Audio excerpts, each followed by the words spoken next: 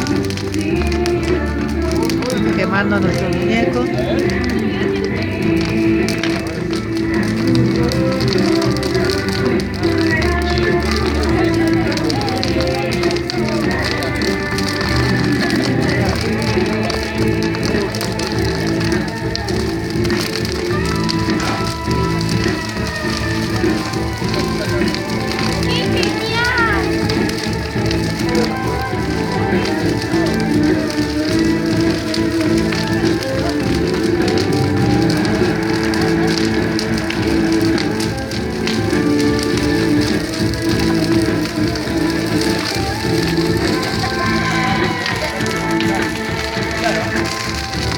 Claro que compraste o salí quemado.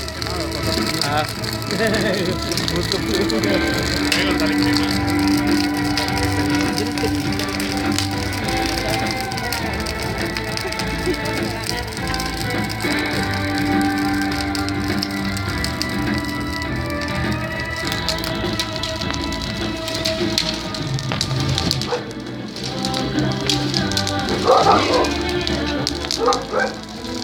No.